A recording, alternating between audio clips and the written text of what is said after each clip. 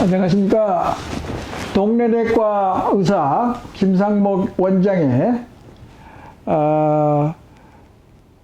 넷장으로 삽시다 신바람 강의 제 124강을 시작하겠습니다.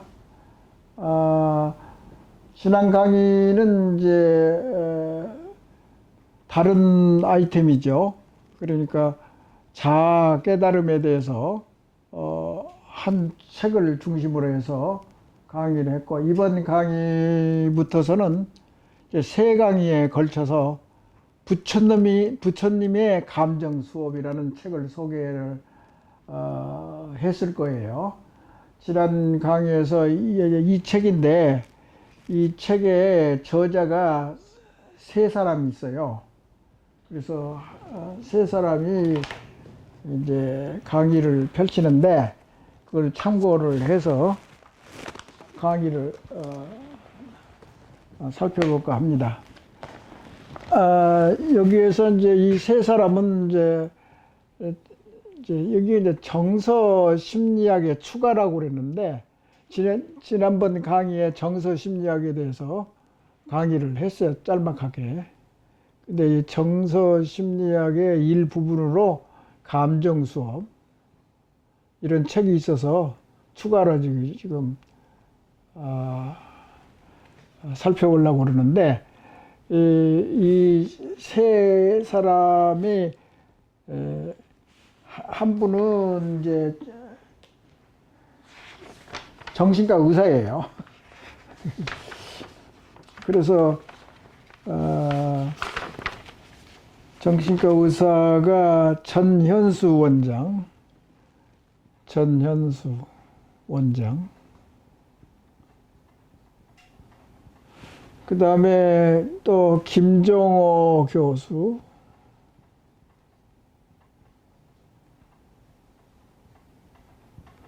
그 다음에 서광 교수. 근데 이분은 이제 분노에 대해서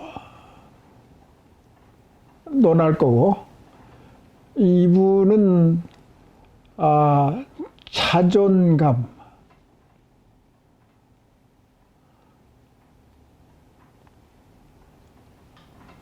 이게 또 원장님은 이제 우울증에 대해서,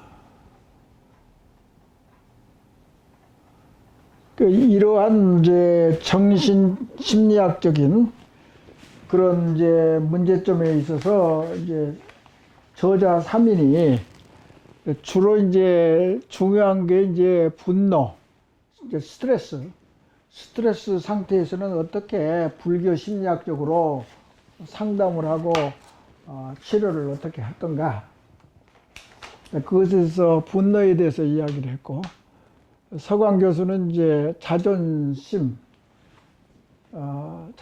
아니라 자존감. 나도 이제 자존감, 자존심을 자꾸 헷갈리게 하는데요. 상당히 달라요, 그 성질이. 그걸 조심해서 우리가 생각을 해야 되고, 그 다음에 정신과 의사가 우울증에 대해서 잠깐 정서 심리학 또는 불교 심리학에 대해서 이 책에서 이제 이야기를 할 건데요. 그러니까 옛날 심리학 강의 중에서 다시 또 인용을 하겠는데, 이제 여기서 이제 NLP 프로그램이라고, 이것은 이제 간단히 다시 또 설명하면, 우리가 이제 몸에 보면은 오감이라는 거 있잖아요. 맛을 보는 거, 코에 냄새를 맡는 거, 그 다음에 이게 피부에 와닿는 이제 감각, 촉각, 그걸 이야기하는 거고, 시각하고 청각이 제일 중요하죠. 교육 측면에 있어서 제일 좀 많이 사용하고, 청각하고 이제 시각이 중요한 건데, 벌써 시각 그러면은 우리가 이제 글자를 쓰게 되면은 그 단어가 뇌 속에 이제 이게 이미지화 되잖아요. 그걸 보고 우리가 그걸 눈으로 알아가지고 읽기도 하고, 읽는다는 소리는 벌써 그 시각화된 문자를 입을 통해서 행동으로 근육을 통해서 운동하는 그런 세팅이 되어 있는 거예요. 그러니까 눈으로 감각을 거쳐가지고 쓰기가 됐든지 읽기가 됐든지 촉각이 됐든지 신경을 말초에서 이제 올라온 그런 감지하는 거, 그것이 이제 생각에 그걸 이제 들어오는 입력 내용을 이제 입력 과정을 통합을 해서 뇌 세포에서 이제 판단을 한다고. 그래가지고 행동을 옮긴다고. 그러면 그것을 이제 읽기나 쓰기로 나타내는 것은 우리가 행동하는 건 이제 근육을 통해서 감각 신경을 통해서 통합을 해가지고 운동 신경으로 이제 나가는 거거든요. 그것이 집행을 하게 되는 거예요. 그게 하나가 세팅이 되어 있단 말이죠. 그걸 모든 그 생각하는 주체를 한 묶음으로 해가지고 통째로 활동하고 작동하고 관여를 시키고 연결시킨단 말이죠. 기억이라는 건 연결되어 있잖아요. 뉴런도 막 이렇게 연결되어 있고, 그런 것을 생각을 해서 심리학자들이 이런 개념을 발전시켜 가지고 언어랄지 신경이랄지 또는 신경 중에서도 말초신경 또는 운동신경, 감각신경 그런 통째로 작동하는 메커니즘을 동원시킨단 말이죠.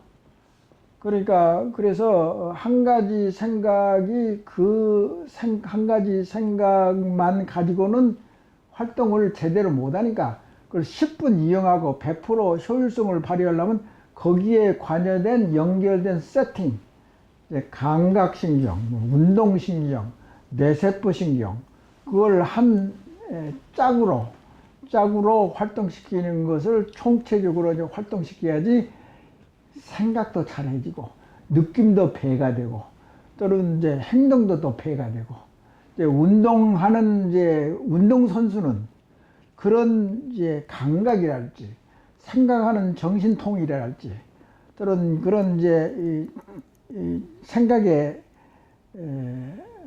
이게 분석이랄지 집행이랄지 또 어떻게 해야 될 건가. 운동은 운동 근육에 통하는 운동신경이 하나 통체적으로 이제 관여를 해서 운동을 한다든가 무슨 생각을 한다는 것을 배가시킨단 말이에요. 능력을 더 배가시키는 그런 그 메커니즘, 그런 이제 상황을 보고 우리가 NLP라고 그렇게 이야기를 한다고요.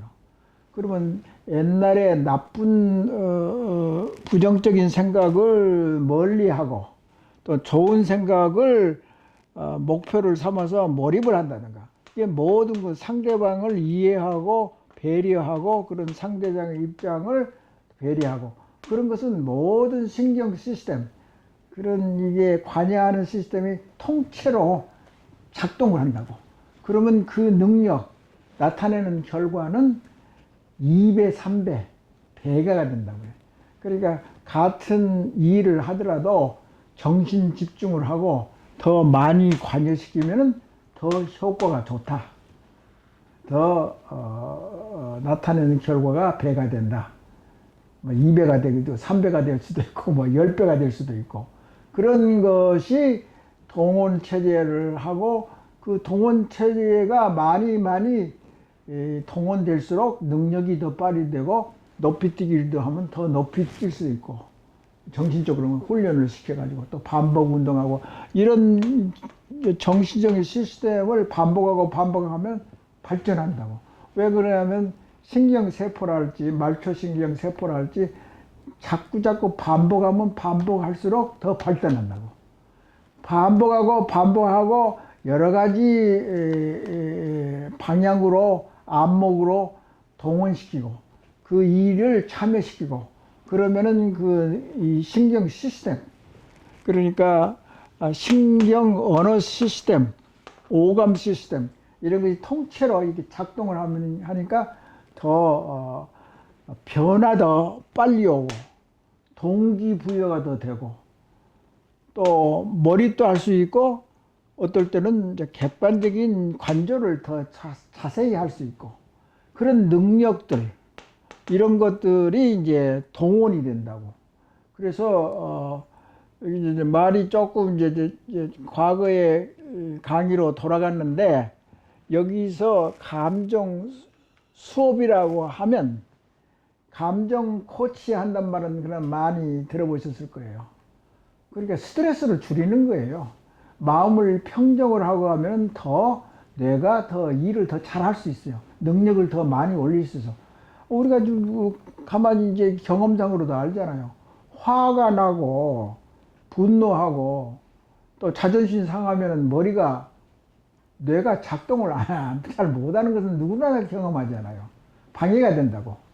그러니까 그 방해를 줄이는 것에 대한 이제 치료법인데 불교 심리학적으로 이걸 동원해서 분노를 컨트롤할 수 있지는 않느냐.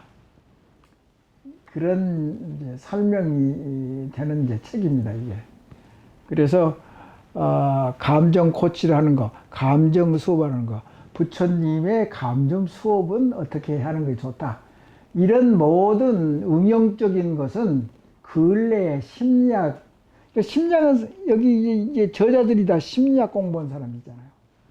그리고 몇 천 년 후에, 1000년 후인지는 몰라도 해능 스님도 자꾸 발전한다고.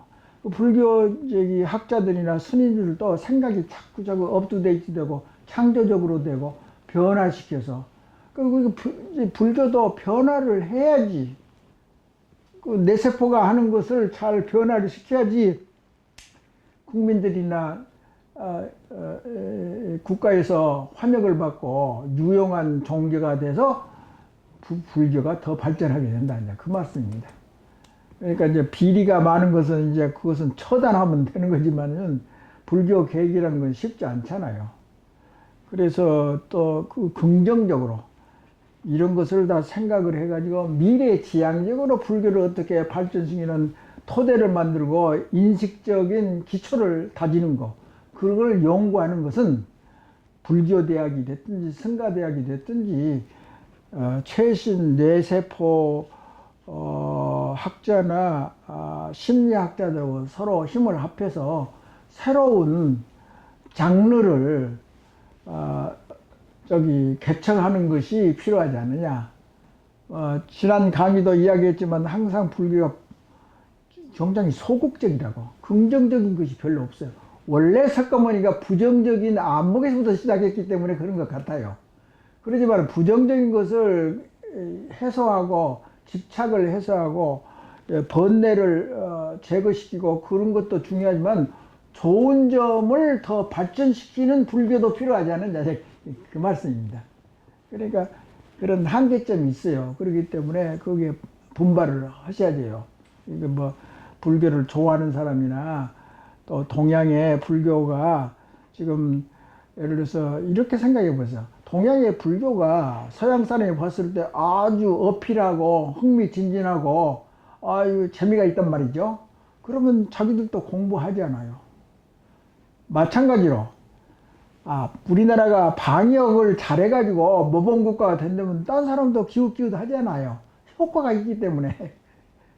그런 것은 좋은 기회를 얻었기 때문에 전부 다 통틀어서 중복적으로 또 융합적으로 우리 고래의 나쁜 의식구조, 사실 내가 저수를 했을 때 한국교회라는 것은 우리 국민성이 나쁜 것을 처단하고 발전시키고 없애고 제거하고 그런 것이 일어나지 못하게 하는 것이 이제 그런 이제 우리는 나쁜 국민성을 이제 올바르게 하는 거고, 동시에 우리나라가 좋은 의식구조가 있으면은 그것을 더 발전시키고 서양에 없는 불교 심리학의 그 지식이 있다든가 코로나 바이러스를 퇴치하는 방역의 기술이 있다든가 그럼 그걸 더 발전시켜서 저기 딴 문제도 동시에 왜 그러냐면은 이제 의식 구조라는 것은 이제 세포라는 것은 뇌 세포라는 것은 이렇게 뭉뚱그려서 개념적으로 같이 이렇게 같은 성질의 그 나쁜 점은 나쁜 점대로 이렇게 이제 묶어서 분류를 시켜서 개통적으로 이거 발전시키는 게 굉장히 효과가 좋다고. 원래 이 뇌세포의 속성이나 성질이 그렇다고요. 잘하면 잘하고 못한 것은 뜻으로 깨야 될 수도 있고 혁신을 해야 되고 타파를 해야 되고 그 양쪽으로 해야지. 그러니까 그런 거 다 연관돼 있다고 하면 이해하기가 쉽고, 그래서 어떤 경우는 이제 오감 명상이란 말을 이 저자는 이야기하고 있어요. 그래서 명상도 종류가 많이 있잖아요. 그러니까 NLP를 이용한 오감 명상에 의해서 호흡, 그러니까 하나에 집착한단 말이에요. 이제 명상을 할 때 심호흡을 하고 자기 호흡에 대한 것에 집중을 하게 되면은 모든 잡다한 잡념이 다 없어지는 것과 마찬가지로 코에 바람이 들락날락 하는 것을 인식을 하면서 거기에 집중하면은 뇌의 복잡한 그게 다 정화되는 가능성이 많아요. 그러니까 이제 집중하게 되거든요. 그러니까 이제 그런 것과 마찬가지로 오감 명상이라는 것도 있다고. 그러니까 그 감각을 이용해서 호흡에 대한 것도 이제 오감 이제 명상이 하나의 방법이고, 호흡에 백가죽에서 들락날락 하는 심호흡을 하면서 숨이 들어 올리고 내리고 하면 따라서 배가 나오고 불룩 나오고 들어가고 그런 것에 집중을 하면 또 거기에 촉각이나 시각이나 거기에 또 집중하면 또 그렇게 되고, 바람이 들락날락하면 코에서 바람이 들락날락하니까 거기에 집중하면 되는 거고, 그런 것들이 일종의 오감 명상입니다. 그래서 이제 그런 것을 시도를 할 수가 있어요. 우리가 스트레스를 많이 느낀다든가 분노를 한다든가. 그래서 과거에 그 스트레스를 많이 일으키면 자아 자부심이 굉장히 떨어지고 부실하기 때문에 자아 자부심을 발전시키려고 하면은 내가 스트레스를 컨트롤하는 방법을 잘 알아야 된다. 터득을 해야 된다. 화가 자꾸 잘 내고 그러면 머리에 대뇌 피질이 작동을 못해요. 그러니까 어떤 자존심이 상하는 말을 많이 들으면 어떤 여자분들은 하루 이틀 3일 상당히 오랫동안 정신상태가 흐트러지고 집중이 안 되고 화가 치밀어져 가지고 만성 스트레스가 생겨 가지고 사람을 미워하면 한없이 미워지잖아요. 그런 것은 우리가 얼마든지 사회생활에서 느낄 수 있는 그런 건데, 그게 과학이라고, 어떤 걸 잘 연구만 하면은. 그런 것을 이야기하고, 또 오감 명상에서 또 중요한 것은 이런 것 같아요. 저기 참선할 때도 이제 같은 이제 메커니즘 작동 원리를 이용하는 거고, 이제 소승별고 또는 남방 불교가 서양 사회에 퍼뜨리는 데 있어서 선사상보다 더 일찍 많이 옛날부터서 계속된 것 같아요. 예를 들어서 인도나 스리랑카나 남방 불교, 태국 같은데, 그 다음에 인도 같은데, 그런데의 소승 남방 불교는 서양 문명에 빨리 노출이 된 것 같아요. 그래서 서양 사람들이 더 많이 알아요. 그러니까 일본 사람들이 노력을 해서 참선에 대해서 그런 것을 통해서 명상을 하는 것도 많이 알려졌어요. 많이 알려졌지만은 제 생각에는 소승불교가 먼저 시작했다고. 그래가지고 소승불교가 예를 들어서 지식이 높은 문명 사회, 예를 들어서 미국에 같은 캘리포니아 또는 보스턴 그쪽에 뉴욕 그쪽에 있는 지적 수준이 높지 않아요. 그리고 유럽에서도 특히 서구에서 문명이 발전된 프랑스랄지 독일이랄지 그런 굉장히 불교에 대해서 굉장히 좋게 생각하고 탐구하려고 노력하고 있다고. 지금도 그렇다고. 계속 그 불교 문화에 대해서 많이 이제 연구를 시작을 이미 했고, 벌써 불교 심리학에 대해서 감정 수업, 감정을 어떻게 컨트롤 한다든가, 스트레스가 있고 분노가 노출됐을 때 어떻게 그것을 잠재울 수 있느냐, 그것을 되고, 번뇌를 이렇게 자꾸 하면은 이제 스트레스를 줄이고 분노를 줄이고, 그러면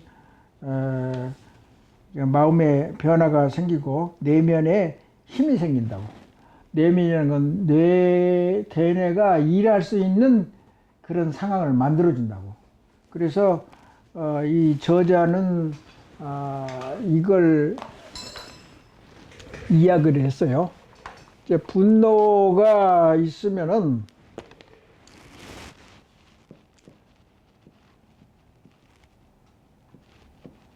이게 스트레스 아니에요. 결국은 여러 가지 스트레스 종류도 많기는 많은데, 이게 너무나 많으면은 이 불교 참선을 한다든가 명상을 하는데 굉장히 방해가 돼요. 벌써 이 분노가 이게 집착이 되고, 이게 이것도 하나의 번뇌잖아요.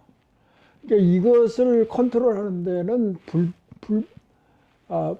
불자들이 하는 이제 수행이나 참선이나 그런 것을 통해서 이걸 까랑지게 하면은 이제 이게 불성이 이제 도달하는데 도움이 많이 된다.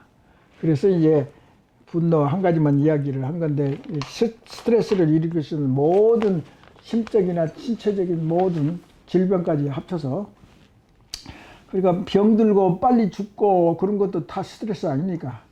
그래서 그런 것이 있을 때는 어떤 것을 제시를 하냐 하면은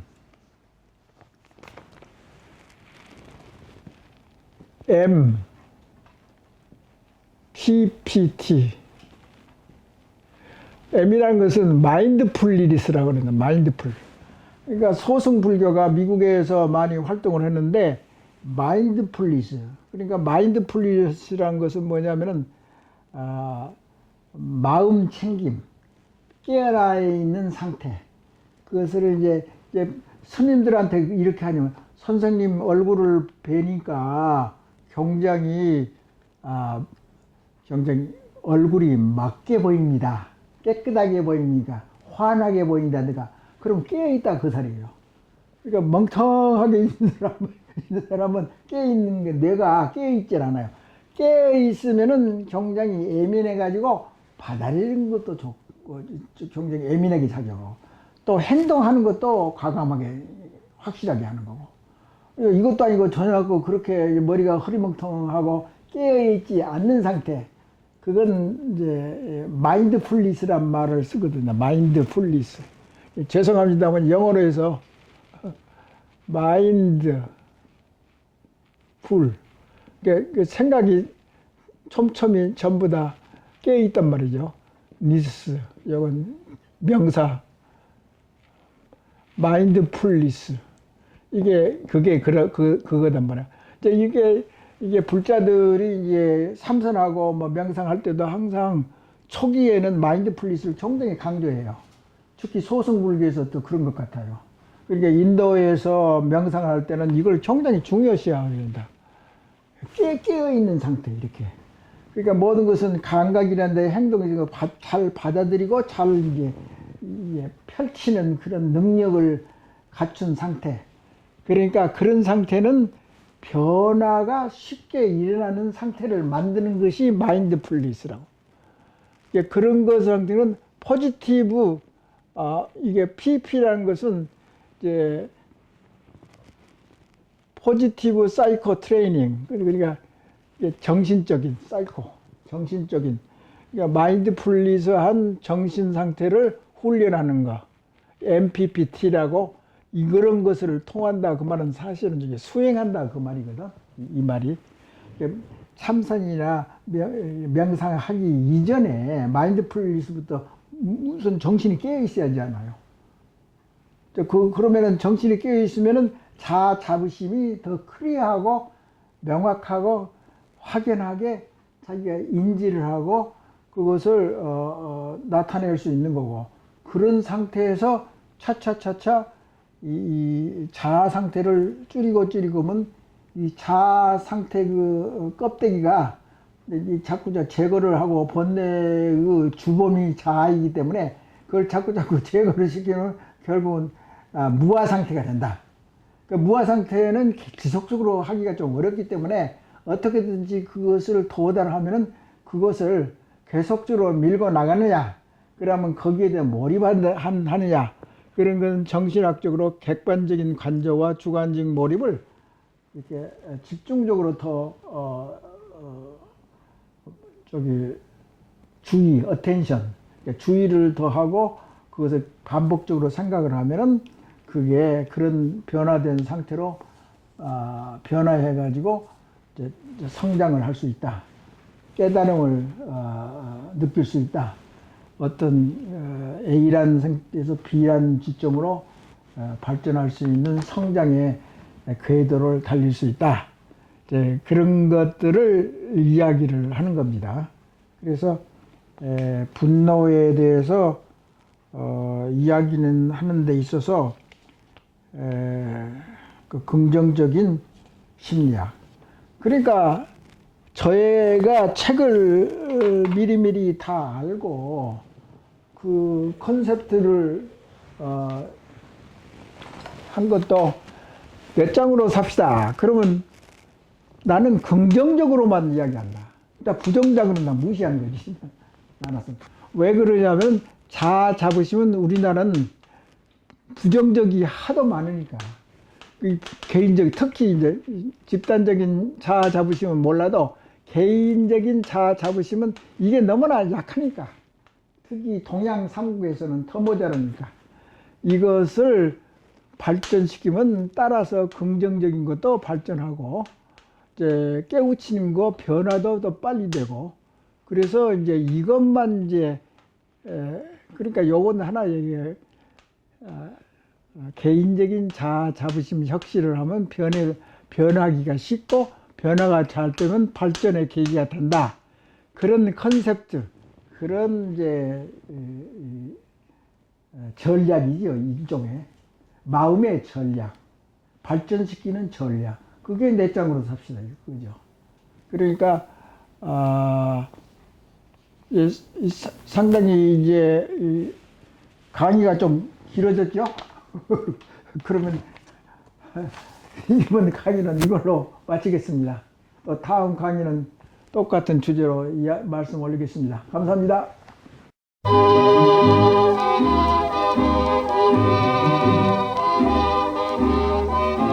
네, 안녕하십니까.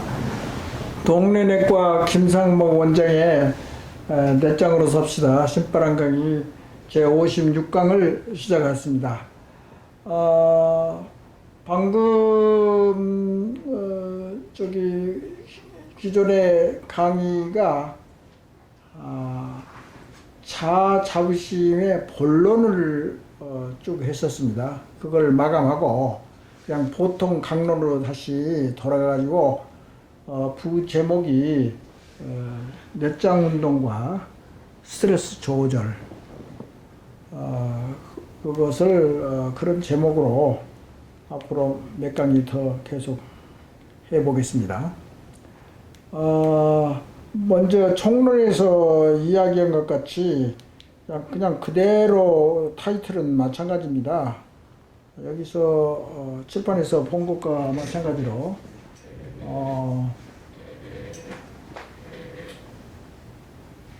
지금 스트레스하고 뇌장 자부심, 이게 관계 도표를 총론에서도 이야기를 했는데, 이게 상당히 양 분야가 아주 중요한 대목입니다. 일상생활에서. 그래서 제가 이제 스트레스가 너무나 많거나 또는 무슨 일을 추진하는 데 있어서 비현실적인 목표, 너무나 목표를 높이다든가 이상적으로 했다고 그러면 현실적으로 그게 달성하기 어려우면 좌절이 생기고 효과가 없게 됩니다. 능력이 떨어집니다. 또 스트레스가 많으면 또 뇌가 작동을 하지 않습니다. 뇌라는 것은 아주 평정심을 유지하면서 아주 차분하게 있을 때 뇌에 대뇌가 이제 작동을 많이 하고, 스트레스 상태에서는 여기 그림에서도 본 바와 같이 여기서 이제 이 도표는 이제 스트레스 학문, 그러니까 내과가 스트레스 학문을 많이 이제 접하는 분야죠. 왜 그러냐면은 스트레스에 관련된 질환이 많습니다. 위궤양이 됐든지 장운동 예민해 가지고 장 설사 변비가 많이 생긴다든가, 심장이 콩닥콩닥 잘 뛰는 이제 뭐 예를 들어서 다혈질 같은 거, 그리고 교감신경, 부교감신경, 자율신경에 대한 거, 스트레스를 많이 느끼면은 이제 부정적인 스트레스가 부정적인 감성과 겸해서 이 자율신경이 요동을 칩니다. 그러니까 이게 몸 전체에 영향을 주는 거죠, 자율신경이. 교감은 교감신경. 자율신경 중에서 교감, 부교감 이제 신경이 있는데 그 두 가지가 서로 기량작용을 합니다. 어떤 것은 어떤 장기, 어떤 데서는 이제 교감신경이 더 세게 작용하고, 어떤 장기에서는 이제 부교감신경이 더 세게 작용하고, 예를 들어서 방광 같은 데도 이제 자율신경이 많이 퍼져 있는데요. 이 자율신경이 이제 교감신경이 있을 때 이 소변길이 스트레스에 의해서, 자율신경의 스트레스에 의해서 이게 소변길이 이렇게 시원하게 잘 나오지가 않습니다. 방광의 수축력이랄지, 여기 방광에서 소변이 이제 요도로에서 나오는 그 근육이랄지, 그런 혈관 방광벽에 자율신경이 많이 분포되어 있습니다. 다 영향을 미친다 그 말입니다. 그리고 이제 예를 들어서 장 같은데 여기서 이제 장이 소장, 대장, 위 같은 데가 있는데, 그런 데는 이제 부교감신경이 많이 작용하기 때문에 예를 들어서 수축을 많이 한다든가, 변비를 초래한다든가, 설사병이 생긴다든가, 유궤양이 생긴다든가, 그런 이제 소화장기에 이제 변화가 생깁니다. 거기에 나오는 이제 효소도 있고, 분비물도 있고, 여기에 다 영향을 미칩니다. 심장도 마찬가지입니다. 심장도 교감신경도 있고, 부교감신경도, 자율신경이 많이 영향을 미쳐가지고, 스트레스가 많이 있으면 심장이 이게 혈압도 올라오고, 수축력도 빨라지고, 그런 이제 있고, 또 반대로 이제 부경성 신경이 이제 강해지면은 심장이 천천히 뛰고, 그렇게 기량작용 서로 두 가지의 자율신경계가 여기도 작용하고, 숨 쉬는 데도 그렇고, 그리고 심장의 이제 미주신경이라는 것은 완전히 이제 자율신경의 일종이죠. 보통 신경은 이제 아픈 것을 탐지하다든가, 또는 뭐 촉각을 감지한다든가, 뜨거운 것을 감지하다든가, 그런 것은 이제 보통 신경이 온몸에다 퍼져 있으니까요. 그리고 이제 교감신경, 부경신경이 많이 퍼져 있는 건 혈관계통. 혈관이 이제 예를 들어서 교감신경이 올라가면 수축이 너무나 많이 되고, 또 그 부경신은 이제 반대 현상이 생길 수도 있는 거고, 그래서 굉장히 몸의 전체적인 영향력을, 스트레스가 많으면은 자율신경이 요동치기 때문에 거기에 대한 증상이 많이 있습니다.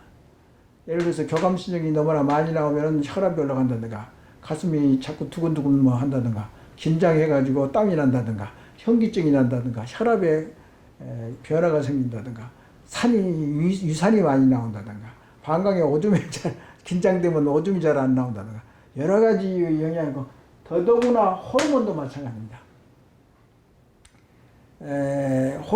호르몬도 급성 스트레스하고 만성 스트레스가 있습니다. 그리고 이제 만성 스트레스가 너무나 오랫동안 몇 년 동안 계속되면 우리 뇌에 대뇌 피질이나 감정을 담당하는 여기에 구조적인 변화가 생깁니다. 그래서 스트레스 체질이 생긴다든가 스트레스가 많은 우리나라 같이 조급증이 많다든가 또는 빨리빨리 병이 있다든가 하여튼 뭐가 됐든지 간에 국민성이나 의식구조나 그런 것까지 변화가 생깁니다. 그게 스트레스 의학입니다. 그래서 호르몬은 이제 예를 들어서 제일 중요한 이제 급성 스트레스에서는 에피네프린, 노아에피네프린 그런 것도 있고 말이죠. 그리고 신경 전달 물질에서는 이제 뇌 속에서 작동하는 호르몬인데 여러 가지가 있죠. 아세틸콜린이라는 물질도 있고 또 이제 세로토닌이라는 그런 것도 있잖아요. 세로토닌이 너무나 부족하면 우울증이 생긴다든가 그리고 이제 도파민이라는 것은 이제 창조력을 많이 발전시킨다든가 사고력을 판단력을 높인다든가 도파민, 아세틸콜린 무엇은 과거에 많이 이제 이야기됐던 성적 호르몬도 많이 관여를 하고 말이죠. 감성은 이제 대뇌 피질하고 서로 연관이 되고 먼저도 이야기했지만은 해마에서 이제 해마에서 감성도 조절하고 기억력도 조절하고 이제 기억하고 감성은 항상 같이 따라다닙니다. 부정적인 감정이 있으면은 이제 이 생각을 하는 능력이 굉장히 떨어지죠. 그리고 너무나 이제 화끈화끈 다혈질 같은 내가 누적된 스트레스 의식구조가 우리나라 의식구조의 기본이 된다. 그 말은 쉽게 말하면 너무나 우리나라는 다혈질 기질이 있다. 한국백은 뭐냐? 다혈질 의식구조다. 한마디로 말하면 그렇게 이야기했습니다. 흥분을 잘해요. 조급하고. 그런 것도 전부 이제 대뇌에 있는 신경 전달 물질에 변화가 생깁니다. 스트레스에 의해서. 그래서 편도체에서는 이제 감성에 이제 정보가 모아가지고 우쪽에 있는 전전뇌라는 판단력, 기획하는 능력, 사고하는 능력 이런 게 다 기능이 굉장히 이제 자극을 받아가지고 기능을 발휘할 수 없습니다. 그러니까 자존심이 상한다. 머리가 미련하다. 그러면은 누가 화내지 않을 사람이 있겠습니다. 그것은 굉장히 스트레스를 주거든. 그러니까 그거 한 가지만 봐도 그러니까 이제 일상생활에서 그런 이제 스트레스는 날마다 느끼는 이제 신체적인 증상이거든요. 근데 스트레스라는 것은 뭐냐면은 적절한 스트레스가 좋거든요. 너무나 스트레스가 낮으면 또 문제가 된다고. 너무나 무기력하고, 무엇을 이제 추진하려는 능력도 부족하고. 그러니까 이제 먹고 이제 놀고 그런 사람만 있으면은 백수건달이라면 그 힘이 없습니다. 추구하는 지향점도 없고, 목표도 없고, 이겨내라는 이제 그런 추진력도 약하고. 이게 스트레스가 많이 있고, 급성 스트레스가 됐든지, 만성이 됐든지, 또는 이제 만성 스트레스가 오래 가가지고 뇌 구조에 문제가 생겨서, 예를 들어서 왜곡된 자아심, 왜곡된 자아 자부심이라는 자아 종류가 있잖아요. 그것도 전부 다 스트레스에 의해서 영향을 받습니다. 왜곡된 스트레스, 약한 스트레스, 또 거짓 스트레스, 또는 너무나 감상적인 스트레스, 그런 것들은 다 스트레스와도 관련이 돼요. 그래서 내과 의사는 스트레스 학문에 대해서 이런 신체 구조에 영향을 끼치기 때문에 많이 알고 있습니다. 일반 내과 의사들은 일반 가정의과 의사들도 많이 알고, 일반적으로 의사는 스트레스 의학에서 많이 접촉이 돼 있고 이해를 잘 하고 있습니다. 근데 이제 자아 자부심은 이제 심리학 계통이고 동시에 일부 정신신경과의 계통이니까 서로 두루두루 관여할 수가 있는 거죠.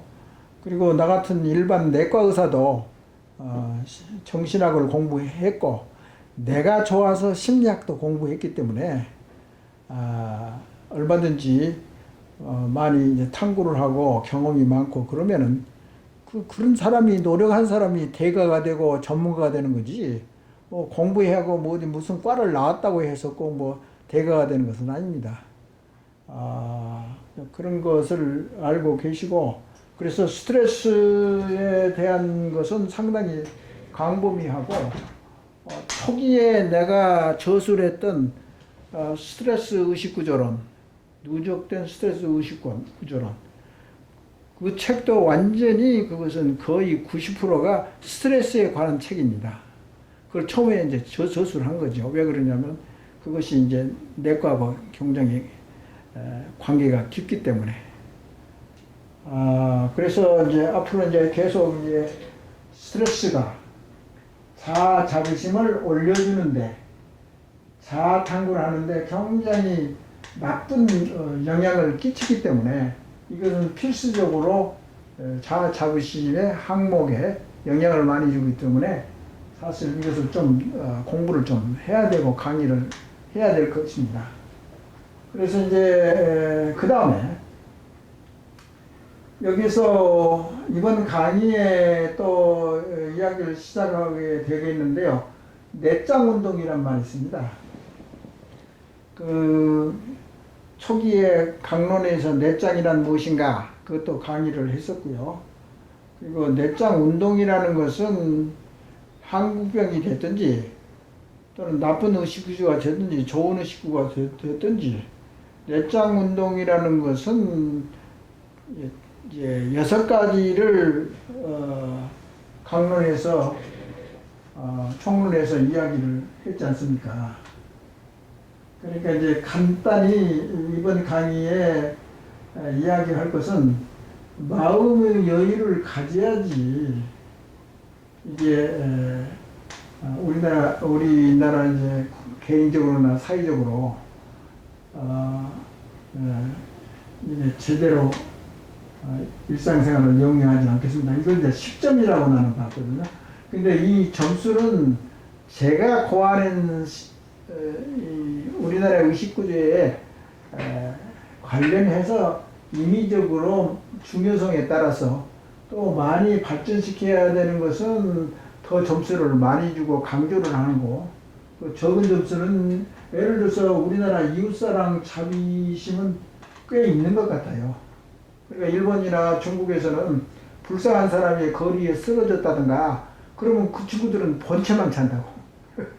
근데 특이하게 우리나라는 이런 자아 자부심이나 이웃사랑이 많아서 그런지는 몰라도 그래도 가난해도 바득바득해도 그 불우한 사람을 도와주고 이렇게 일으켜 주려고 그러는 그런 것이 있는 것 같아요. 근데 뭐 최근 뭐 보고에 의하면은 중국에는 뭐 그런 사람도 있으면 번체도 하고 지나간대요. 환자가 이제 쓰러져서 있어도 마찬가지고 일본도 마찬가지고 그렇게 좀 왜곡된 그쪽에 의식구조도 있기 때문에 전체적으로 봐서 그런 나라들의 의식구조도 내가 파악을 어느 정도 했으니까 이제 이런 강의가 가능하다고 볼 수 있거든요. 그래서 이건 이제 약하기 때문에 우리나라 좀 약한 것보다도 너무나 강하기 때문에 그렇게 많이 연구를 안 해도 저절로 4번 자아 자부심만 잘 하면은 이것은 따라서 다 좋아진다. 그 말씀을 뭐 옛날 강의에서 했잖아요.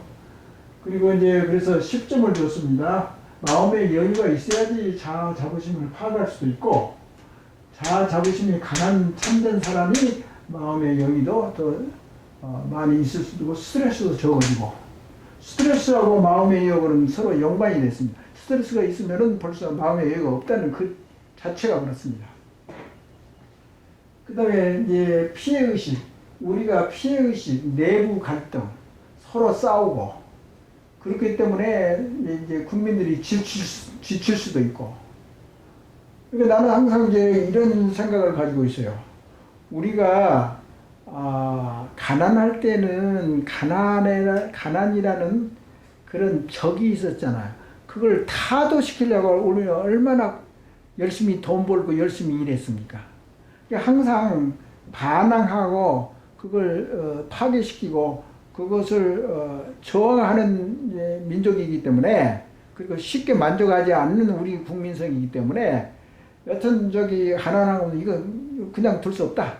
우리가 계속 돈을 벌고 열심히 하고 텔레비전도 사고 집도 사고 자동차도 사고 편리하고 여행도 다니고 그런 것이 목적이잖아요. 그런 대항하는 그런 대항물이 있었단 말이죠. 가난이라는 게. 근데 이제 독재 국가가 생길 때는 정치에 예를 들어 이야기할 언론인이 됐든지 뭐가 됐든지, 아니 독재하면 독재를 항거를 해야죠. 가만둘 수 없잖아요. 아니 그러니까 이제 열심히 이제 그 독재를 대항해서 열심히 민주화를 일으켰잖아요. 다음에는 뭐냐? 우리나라의 후진적인 국민성이 대항 목표가 돼야 됩니다. 그게 나는 순서라고 생각합니다.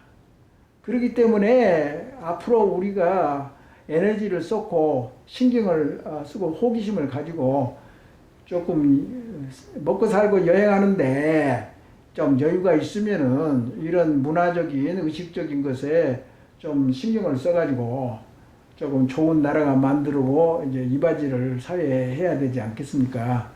이제 그런 이제 취지가 있는 거고, 그래서 이제 피해의식, 내부 갈등 이런 것을 배려하는 이제 국민성이나 사회상이 인식점을 주었고요.